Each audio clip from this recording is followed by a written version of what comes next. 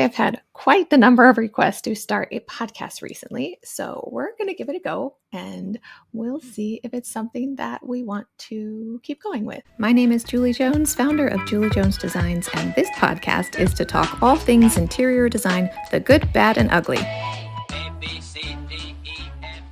I put some feelers out online to see what you guys would want me to talk about on a podcast, and we actually had quite a few people say that they wanted me to talk about how to design a home or have your home still look good when you're raising kids. Seeing that I do have 4 children myself, ages 7 to 13 now, I thought it would be appropriate for me to have my first podcast talk about this. I will say with 13 years as a mom under my belt, I have had some trial and error, and I have had to learn as I go in a lot of ways. So I can share some things that I have picked up along the way that has helped our home stay a little more organized and clean. I think the first thing would be is to let go of everything that is not important. You're going to stress yourself out if you worry about the house looking perfect all the time. It's not going to look perfect all the time. There's going to be bad days where the house is a wreck. There's going to be toys all over the place in some seasons of your life.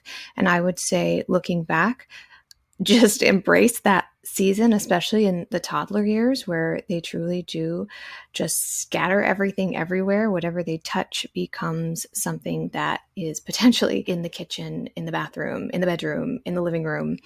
It could be anywhere in the house. So there's also messes that are going to happen. There's days where I just had to kind of let it go. If they were doing something and making memories and having fun, yes, it was a mess, and it might have stained my couch at the time or something, or stained that dining chair. I had to learn quickly that nothing in my home is more precious than my children. No mess is not able to be cleaned up. So I would rather embrace their childhood as much as I can and not worry about having a perfect house, because at the end of the day, that's not what's important. What's important is your kids growing up, having a loving household, and knowing that messes can happen and perfection is not the goal. Maybe organization to lessen our stress.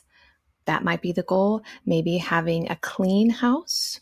Okay, that might be the goal. But you can have a clean house that still has toys on the floor. So to me, it's about where are places in the home that I can add storage, closed storage, that things can be put away quickly and easily to be off the floor and out of sight. Let's say if we do have people over, obviously I don't want them stepping on a lot of things and just walking in and feeling overwhelmed themselves by a mess. So I found that closed storage has been the best thing that we could get.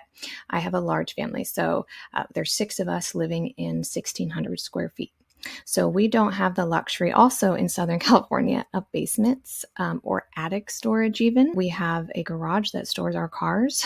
So we do not have an excess amount of storage that maybe other states, other homes might have.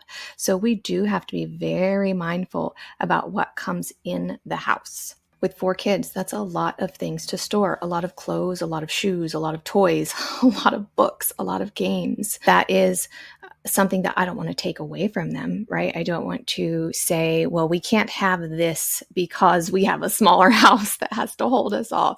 It's about, well, where can we store that? Can we get this certain item because we know we will have a place to put it? Organization became something that was not needed, but necessary when you have kids. You also might have a child that likes to save everything, where everything is precious to them. Even quite literally a piece of trash might be precious to this person or to this child. So I don't want to say we can't have that. That's trash. You know, in their eyes, it might be their most precious possession. So I'm not going to discount a rock that they found on our walk. If they really like it and they want to keep it, I never say, no, you cannot have that. Instead, what I do is I say, well, if it fits in your basket, you can keep that. And what I mean by your basket is something that we adopted several years ago, having these 4 children and learning quickly that they want to save everything, but we don't have the space to save everything. So we went to Target one day and I chose a plastic basket that's open on the top with handles that specifically fits under their bed. And I measured under their bed to make sure that I would get the appropriate size basket. 4 kids, we live in 3 bedrooms, so 2 of them share rooms. So we cannot have his and hers. A lot of it is ours. However, this basket is theirs. It is not brothers. It is their basket. So anything that they want to go in this basket, they can keep it as long as it fits in the basket and it's able to be pushed under the bed and put away. About once a year, we clean out these baskets. And what was precious to them last year is probably not precious to them now. So they themselves clean out their basket and they go through it and say, I don't want this now. A lot of times the basket gets wiped out. They say, I wanted to keep this. I don't want it anymore. So I'm going to throw it all away, basically. This has solved a whole lot of fights in our homes as well. One brother wants to throw something away, the other brother wants to keep it. Well, if the majority of people want to throw it away, but one wants to keep it, that one, they get to keep it if it fits in their basket. Another thing I learned really quickly is that all toys need a place to go that is closed storage. We organize toys based off of age, basically, and size of toys. I got an IKEA storage cabinet that has those bins, easy to pull out, clean toys up, take that bin back to its little spot, and push it back in its little compartment. This whole apparatus is stored inside one of their closets. We have hanging clothes on the top, and below we have storage for toys. That way, when it's time to clean up their room, all the toys go in the basket and the closet doors get closed, so we don't actually have to see any of the chaos that's going on in the room. I've also turned my entryway into closed storage for everyday items. So when the kids enter the house, they have a place to put their backpack, their shoes, their homework. They're also able to access these things themselves. So they're able to take off their shoes, open the shoe cabinet, put them in, open the front closet, and put their backpack away. It limits the things that I physically have to clean up after them. The goal is not to have to clean up constantly after my children. At this point, they are old enough and they are active members of a household. I also have boys, so this is going to be really helpful for them as an adult, seeing that they need to be an active member of a household who cleans and cooks and takes care of things around the house, not waiting for someone else to do it. They do get allowance, but that allowance does come with a cost of doing chores. Since I have 4 boys, one thing that has been amazing to take off my plate was the dishes. I was spending a whole lot of time making dinner, cleaning up that dinner, washing all the dishes. Sometimes twice a day would load and unload the dishwasher for 6 people. So right when the boys got old enough to handle things like glasses and silverware, things that they won't break when they handle them, they started doing chores. And since then, I truly don't do dishes. I will help and clean a pot or a pan or something that they're struggling with. I absolutely will pitch in and help, but that is not my chore anymore. Growing up, I didn't get allowance. I did chores for free. My parents didn't have the means to pay all of their children money. So I knew that me raising kids, if I could, I did really want to give them an allowance. It allows them to have a lot of lessons in life. It allows them to learn how to handle money, to spend money, to save money. They do all have their own bank account. And I do carry their cards with us when we go anywhere, because if they want to buy something that, let's say, we don't think they need, like a stuffed animal. Our youngest wants to buy a stuffed animal everywhere we go, to the point where he has 100 stuffed animals. But it's something that brings him joy, and he absolutely loves it. And it's his little hobby. So if we go somewhere and he wants to buy a stuffed animal, another one, I say, well, if you have money, you're more than welcome to buy that stuffed animal. Now, technically, I am buying that stuffed animal because I did pay him for his chores, but he did have to work for that money. So I do think it also teaches them lessons in life in that respect. We don't just get things for free. So I could keep going on this subject, but I'm going to move on. Another thing that I found to be really helpful, talking about closed storage, is have storage for their items in every single room of your house. Maybe save the kitchen. So in the living room, in the hall closet, in the entryway, in their bedroom, there are places with closed storage that we can put their items, like iPads, headphones, chargers. We have chargers galore for all of their tablets. They are gamers, so I really get tangled up in quite the amount of cords sometimes. So everything needs charged. So we do have spots with little holes in the back of these cabinets with chargers inside that they can open up a cabinet and be able to plug their pad in and it to be charged overnight. But again, it's able to be closed. When they were younger, in the toddler age of having lots of toys, I made sure to have a basket in every room, just a big open basket. I went to Ross and bought 3 baskets to be able to put in a corner of every room, even the kitchen, a basket of toys that if I need to clean up really quickly, let's say I'm getting ready for dinner, we're going to get the meal plated basically, but I'm still, stepping on a toy. All right, I know where I can quickly put that. I can throw it in the basket right there in the corner. My boys are also big on blankets. They love blankets. So we had blankets just thrown all over the house. I knew that had to stop once I had 4 and they all got into blankets. That's a lot of blankets around the house.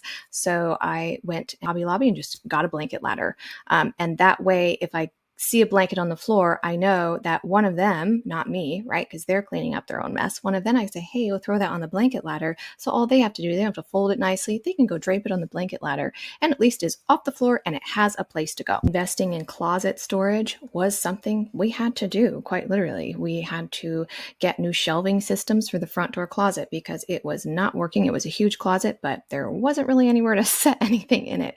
So we went to Home Depot and got a rack of shelves to then install in the closet. And now that's where all games and puzzles and backpacks and lots of things are able to be stored away and out of sight. We had to do the same with our linen closet because we have 5 beds that we change the sheets on. We had a lot of linens and our linen closet was not cutting it. It wasn't good storage. So again, we had to rip that out, get a new shelving system. And now we have towels and linens stored where it's not all tumbling out of the closet when you open it. It really does suck to spend money on closed storage because you're the only one that might see that. But it is so important to the organization and less chaos in the house. Also, another thing is look for washable items that you're going to be using every day. So example, your sofa. I made sure I could get a sofa where all the cushions could unzip. So if someone gets sick on the couch or quite literally spills something, I can unzip that cushion and wash it. I did get a dark colored sofa for a reason, knowing that I had a lot of little boys in the house. My son has literally drawn on the couch with permanent marker. Again, nothing is more precious than your child. So this was not a humongous deal to me. I didn't scold them for it. Instead, I looked up ways to, again, they were 2, which is 2-year-olds do a whole lot of things. And he technically was coloring on a piece of paper. He just scribbled office paper onto the couch. So again, it wasn't anything that I could really get too upset at. They are just children. So instead, I looked up ways how to get permanent marker out of fabric. I don't remember. It was a long time ago, but I think it was a mixture of hairspray and possibly nail polish remover. Another thing that has truly helped with keeping the house actually physically clean, not just tidied up, but clean, is I do have house cleaners. We weren't always financially able to have house cleaners. I was the house cleaner for a long time, especially once I started my own business. I realized that this is going to be something that I have to do in order to keep my sanity and not to be so stressed out. Working from home too in a unclean or messy home was also very stressful. So we worked that into the budget as a necessary thing that we needed to do for our house and our family was to have it deep cleaned twice a month. Just taking things off my plate or my husband's plate, like scrubbing the toilets and the showers right there, was very, very helpful. And the last thing I think I want to share is the necessity of garage sales. We have garage sales once, sometimes twice a year, because the boys go through a lot of different stages of liking things, not needing things. As they grow up, things they get into, and then they're not into them anymore. Clothes, quite literally, they grow out of a lot of clothes. Some are hand-me-downs, some aren't, depending on the kid's size at the time. So we do have to purge pretty often. The reason we have garage sales is one, we live in a neighborhood where we'll get a lot of traffic to our garage sale. We are quite literally getting paid for someone else to take it off our hands. Whatever doesn't sell in the garage sale, which is a bargain, we price it to get rid of it, quite literally, not to make money. So a lot of it goes. Usually we can just fill up the back seat of the car and take the rest down to Salvation Army or Goodwill. Knowing that that's what we're doing at the end of the garage sale also helps us price things accordingly. Whatever we make in the garage sale gets divided out through the kids, and because a lot of it is their stuff, it can go into their account or they can choose to spend it right there. I do have one more thing to share. I lied. So the last thing actually now is I do want to talk about laundry, because laundry has been quite literally the bane of my existence as a mom of 4. There is never ever ending laundry. I feel like the minute their laundry basket empties, it fills right back up again. They do their own laundry. They do it per child, we'll say. So let's say my 13-year-old, all right, he will empty out his basket. He will run that washer himself, and then he will put it in the dryer, and then he will take it out and fold his own clothes. This is part of their chores. Even my 7-year-old quite literally will do this. I will help put the soap in the washer so we're not wasting soap. My 9-year-old also help him put the soap in. But it is their responsibility to have clean clothes. If it's getting put on their body and put in their dressers to be put away, they should be able to take care of that thing. Taking care of their own belongings, including their clothes, was also really important for us to stay on top of it. Otherwise, it was, before they did this, it was, well, let's open your drawers. Well, there's nothing in your drawers because it's all in the hamper, because we went through 2 weeks without doing laundry because mom and dad are really busy. I didn't even have time to do my own laundry, let alone the boys. When you have 2 spouses that both work full time in the home too, things like this are easy to get pushed back to the back burner, like laundry. It's like, oh, go dig through your hamper and see what doesn't smell bad and put it on because you got to go to school in 5 minutes.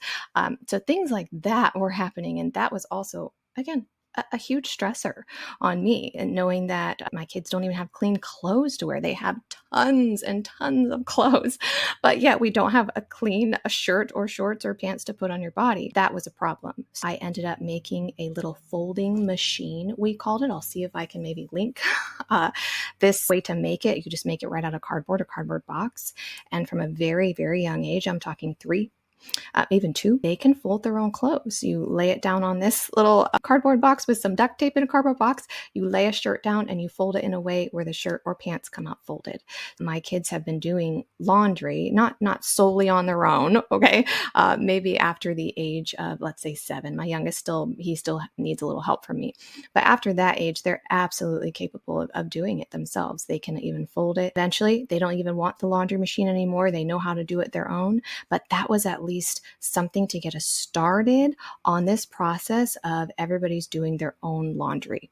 Well, I do hope those things were helpful to you. They're things that, again, I have learned along the way, things that work for my family. They might not all work for yours. This is just something that in, let's say, 6 people in a smaller house, without a lot of storage, these are things we've had to do. My house is by no means perfect, but again, perfection isn't the goal. Less stress is the goal. Cleanliness is the goal. So if I can achieve those things by putting things in place to not have me stressed out and to have a house that can be cleaned up faster, that's also the goal. Have contributing members of the household. Everyone is a contributing member to the mess, but also to the cleanup. These things have really helped keep our house in a peaceful flow for several years now. Thank you so much for listening. I look forward to your feedback and maybe some future podcasts. If you're not following me on my socials, I'm on all of them.